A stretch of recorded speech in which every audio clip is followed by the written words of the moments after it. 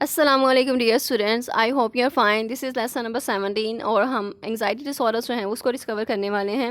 Anxiety क्या है? Anxiety जो है वो आपके फ्यूचर से रिलेटेड होती है, यानी फ्यूचर से रिलेटेड आपके कुछ इस तरह के खदशात होते हैं और कुछ इस तरह के वसवसे आते हैं कि आपको लगता है कि आपका फ्यूचर में कोई मिसहैप होगा या फ्यूचर जो है वो आपका अच्छा नहीं होगा या फ्यूचर में क्या होगा। तो आप इस तरह से कुछ प्रॉब्लम्स हैं उनको आप एंटिसिपेट कर लेते हैं, पहले से ही उनकी पेशेंट गोई कर देते हैं कि ये प्रॉब्लम्स होंगी, या फिर जो प्रेजेंट की जो सिचुएशन है आप उसको चेक करते हुए आप फ्यूचर की जो प्रेडिक्शंस जो हैं वो कर लेते हैं, और नेगेटिव अगर सर्कमस्टांसिस हैं तो आप उसको नेगेटिवली परसीव कर लेते हैं। आप में इंटेंस फियर होता है कि आपकी सिचुएशन जो है वो इस तरह की चेंज नहीं होगी या फिर कहीं कुछ और ना हो जाए, कुछ बुरा ना हो जाए। तो इस तरह के ख्यालात होते हैं, बहुत ज़्यादा आप डिस्टर्ब फील करते हैं, आप वरीड होते हैं, बहुत ज़्यादा परेशान होते हैं।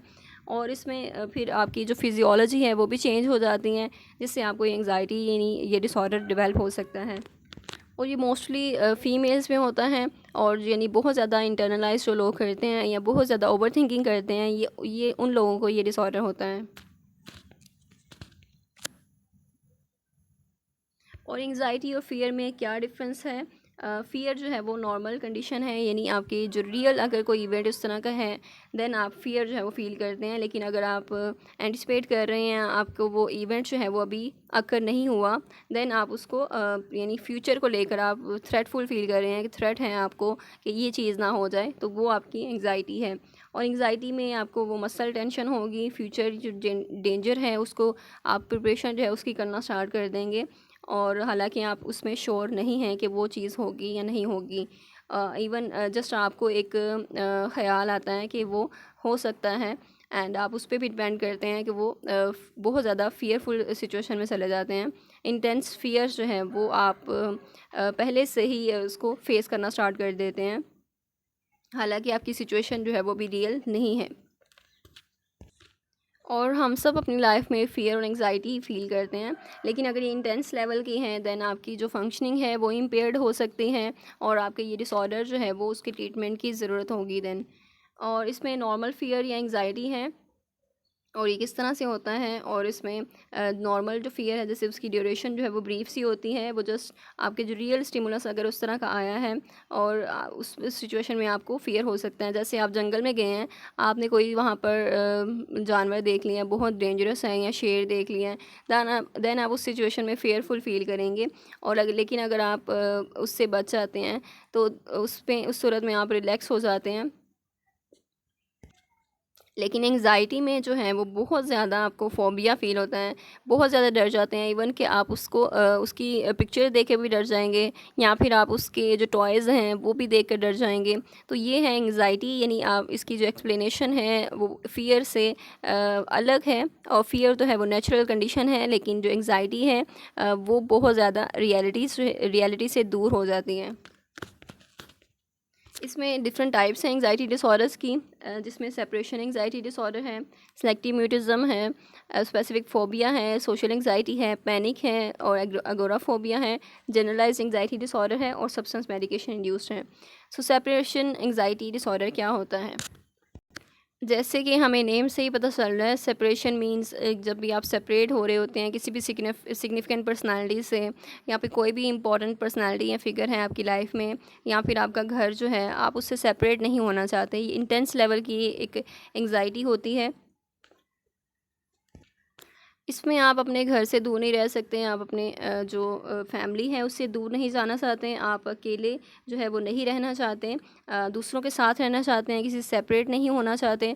बहुत ज़्यादा आपको डर होता है कि वो जो है वो आपकी इंसिग्निफिकेंट फिगर जो है वो दूर ना हो जाएं आपसे, जैसे पेरेंट्स हैं आपके, तो आप उनसे वो क्लिंगिंग बिहेवियर होता है, यानी बहुत ज़्यादा उनके साथ अटैच होना और उनसे कभी दूर ना जाना, इवन के स्कूल भी ना जाना या फिर दूसरी जो जगहों पर फ्रेंड से ना मिलना, तो उनके साथ ज़्यादा टाइम स्पेंड करना, और उनसे दूर जाने का सोचना भी मतलब उन्हें परेशान कर देता है, उन्हें बहुत ज़्यादा एंग्जाइटी होती है।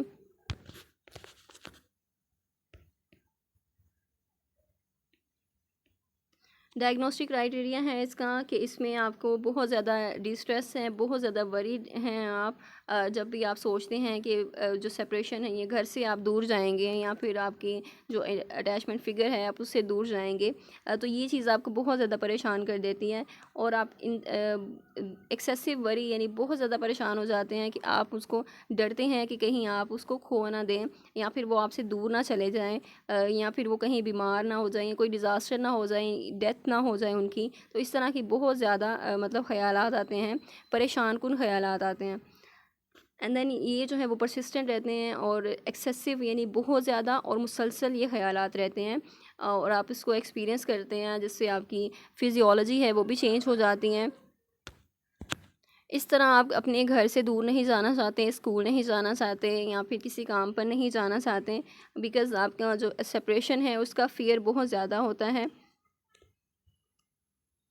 और आप अकेले रहने से डरते हैं, आप अकेले जो है वो कहीं टाइम स्पेंड करने से डरते हैं या फिर अकेले सोने से डरते हैं। तो ये जो सिग्निफिकेंट फ़िगर है यानी आपके साथ रहे हमेशा, जिसमें आपके पेरेंट्स हो सकते हैं, तो बहुत ज़्यादा अटैचमेंट होना और जो कि इंटेंस लेवल की है, तो ये भी जो डिस्टर्बेंस है ये सेपरेशन एंग्जाइटी डिसऑर्डर है।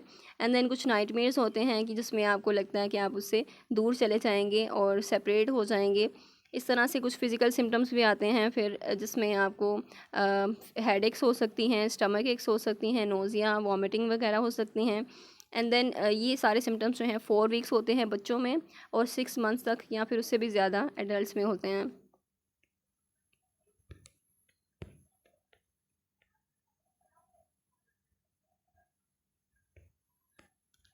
नेक्स्ट डिसऑर्डर है सिलेक्टिव म्यूटिज़म। जैसे कि हमें नेम से ही पता चल रहा है, सिलेक्टिव मीन यानी एक ही जगह पर, एक स्पेसिफिक प्लेस पर, एंड देन म्यूटिज़म मीन म्यूट हो जाना। तो इसमें इस डिसऑर्डर में जो बच्चे हैं वो एक सिलेक्टिव जगह पे यानी स्कूल में जैसे कि बिल्कुल वहाँ पर जाकर म्यूट हो जाते हैं कि किसी को नहीं लगता कि वो बोल भी सकते हैं, इवन कुछ भी नहीं बोलते, उनकी जो इंटरेक्शन है वो नहीं होती।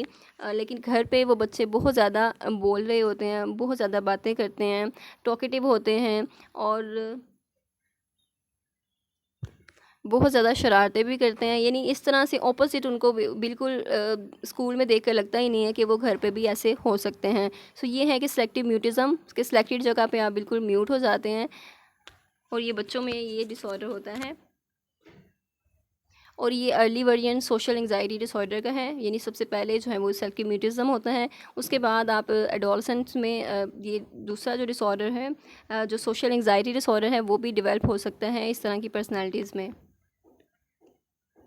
डायग्नोस्टिक क्राइटेरिया उसके यही सिम्टम्स हैं कि आप फेलियर टू स्पीक यानी आप बोल नहीं पाते सोशल सिचुएशंस में, और जिसमें आपकी दूसरी जो एरियाज़ हैं जो फंक्शनिंग की वो सारे डिस्टर्ब हो रहे होते हैं। इसकी ड्यूरेशन जो है वो एटलीस्ट 1 मंथ है। नेक्स्ट है स्पेसिफिक फ़ोबिया, यानी फ़ोबिया मींस बहुत ज़्यादा आप डर जाते हैं, फ़ियरफुल सिचुएशन या फिर आप किसी भी ऐसी सिचुएशन से बहुत ज़्यादा डर जाते हैं। स्नेक से बहुत डरते हैं, हाइट से बहुत ज़्यादा डरते हैं, जिससे कोई भी जो नॉर्मल लोग हैं वो इतना नहीं डरते, उस चीज़ को इतना कंसीडर नहीं करते, लेकिन ये बहुत ज़्यादा कंसीडर करते हैं। जो फ़ोबिया है मीन इंटेंस फ़ियर है, यानी बहुत ज़्यादा खौफज़दा होते हैं आप इसमें, जिससे आपको एंग्जाइटी होना स्टार्ट हो जाती है।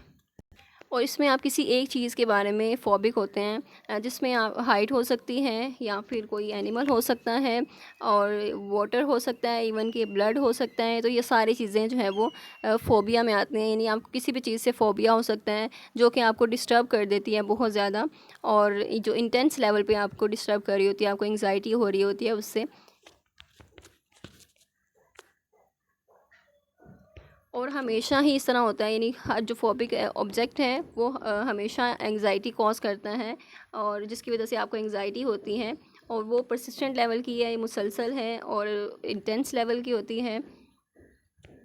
और इसमें जो एक्चुअल डेंजर है वो इतना ज़्यादा नहीं होता, लेकिन जो परसीव्ड है यानी आप उसको परसीव कर लेते हैं कि वो बहुत ज़्यादा है, और जिसकी वजह से आप में एंग्जाइटी आ जाती हैं या एक्सेसिव वरीनेस आ जाती हैं। और इसके जो सिम्टम्स हैं वो 6 मंथ्स हैं या उससे ज़्यादा हैं। इसमें कुछ स्पेसिफिक टाइप्स हैं फ़ोबिया की, यानी किन किन चीज़ों से आपको फ़ोबिया हो सकता है। इसके अलावा भी कुछ हो सकता है, कुछ चीज़ें हो सकती हैं जिससे आपको फ़ोबिया हो सकता है, तो सबकी जो है वो अलग से होता है। और ये डिपेंड करता है पर्सनैलिटी पे, या फिर आपकी जो नेगेटिव अगर लाइफ में कोई इवेंट हुआ है जिसकी वजह से वो आपका जो फोबिया है एक पर्टिकुलर चीज़ में डेवलप हो जाता है। And then social anxiety disorder है। जैसे कि नेम से ही पता चल रहा है कि सोशली आप बहुत ज़्यादा एंग्जाइटी फील करते हैं, फियरफुल होते हैं, आपकी इंटरेक्शन जो है वो लोगों से इतनी स्ट्रॉन्ग नहीं होती, आप लोगों को अवॉइड करते हैं, आप ज़्यादा विदड्रॉ करते हैं, आप अलग रहते हैं, आप अकेले रहते हैं। तो ये सारी चीज़ें जो है वो सोशल एंग्जाइटी डिसऑर्डर हैं।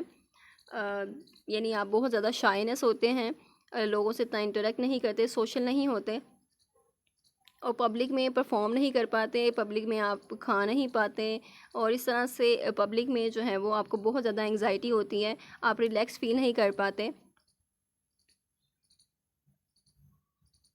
और इसमें डायग्नोस्टिक क्राइटेरिया है कि जो फियर है, एंग्जाइटी है, आप सोशल सिचुएशंस में वो कहाँ पर है, सोशल इंटरेक्शन जो है वो आपकी या लोगों के साथ, जो अनफेमिलियर पीपल जो हैं वो उनके साथ इस तरह की हैं, और जिसमें इम्पेयरमेंट नज़र आ रही है कि वो सारी जो हैं वो चेंजेस जो हैं वो सही नहीं है।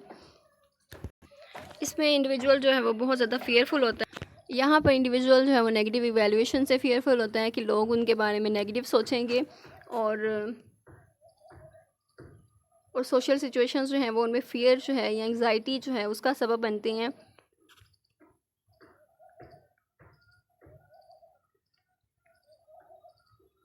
इसकी ड्यूरेशन जो है वो 6 मंथ्स है या उससे ज़्यादा है, और हमने इसको डायग्नोस करना है कि दूसरी मेडिकल कंडीशन की वजह से तो ये डिसऑर्डर नहीं हो रहा, और देन उस परफॉर्मेंस के साथ हो रहा है, या उसकी ड्यूरेशन जो है वो less than more than 6 month है। नेक्स्ट है एगोराफोबिया। इसमें कोई भी इंडिविजुअल जो है वो क्राउडेड प्लेसेस से बहुत ज़्यादा डरता है कि अगर आप उसमें एंग्जाइटी जो है उसके सिम्टम्स आए तो वो किस तरह से इसको मैनेज करेगा, और वो घर से बाहर जाने से डरता है या अकेले जाने से डरता है, और उस चाहता है कि हमेशा कोई उसके साथ जाए ताकि जब भी उसको ये पैनिक अटैक या फिर कोई एंग्जाइटी सिम्टम्स अगर क्राउड में आए तो उसको वो डील कर सके। और ये ज़्यादातर वुमेन में होता है, और जिसमें पुअर पीपल जो हैं वो उनमें ज़्यादा होते हैं।